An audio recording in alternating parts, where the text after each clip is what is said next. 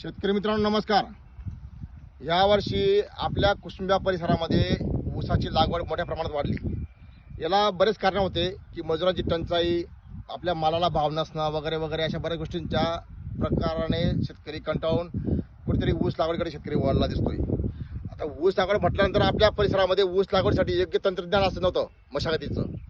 त्यासाठी आपण बऱ्याच प्रयत्नाने आज आपण एक ऊसाचं बगले म्हणजे पोट फोडणी यंत्र आपण एक विकसित केलं। शेतकरी मित्रांनो, अशा पद्धतीने आपण ते फाळ लावून ऊसाचं पोट फोडणी यंत्र बनवलंय, जेणेकरून या फाळाच्या माध्यमातून या पोटची मातीमध्ये पलटी मारेल आणि त्या पोटाची मातीमध्ये पलटी मारून आपल्या शेतातलं जे काडी कचरा असेल, राख असेल किंवा ऊसाचे टिपरे असेल खराब, ते दाबले जाऊन त्याचं कुठेतरी खतात रूपांतर होणं ही काळाची गरज असते, पण ते होताना दिसत नाही शक्यतोवर।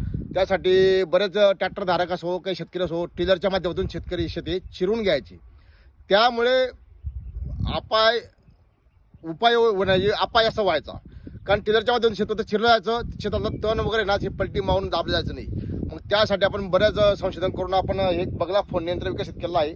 याला फाळ आहेत नागरसारखे, आणि हे नागरच्या माध्यमातून एक पोटं फोडून माती शेतात कालावतं आणि शेतातील हा काडी कचरा असतो हा दाबला जाऊन कुठेतरी रासायनिक खतात न होता याचं कुठेतरी सेंद्रिय खतात रूपांतर होऊन आपल्या पिकासाठी ते चांगल्या कार्यभूत ठरतं, असा माझा विश्वास होता। आपण आवडतो आज कुसुंब्याला पंकज दादा जैन यांच्या शेतामध्ये।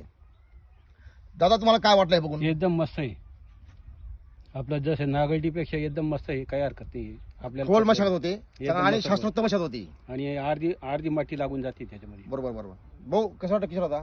100% बरोबर यंत्र दादा, मला आवडलंय। मशागत चांगली आहे, नागटी सारखी मशागत होते, बैल जोडीन होणार नाही किंवा ट्रॅक्टरच्या टिलरनेही होणार नाही। टिलरने फक्त रेषा पडल्या जातात, बरोबर बरोबर, टिलरने फक्त चिरलं होतं ते। नागटीचे फण असल्यामुळे ही नागटी होते शेताची। बरोबर बरोबर, ही 1 फूट माती खाली मशागत होते, हा विषय जमीन होती आणि मुळांनाही कार्य चांगलं असतं। 1 फूट माती पूर्ण उधळली जाते, त्यामुळे ऊसाची वाढ होते, तणाची नायनाट होते। बरोबर बरोबर, 100% यंत्र चांगलं दादा, आवडलं मला। चालेल शेतकरी मित्रांनो, अशा पद्धतीने कृषी यांत्रिकरणाच्या माध्यमातून आपली शेती समृद्ध करूया आणि आपलं आर्थिक उन्नती साधूया।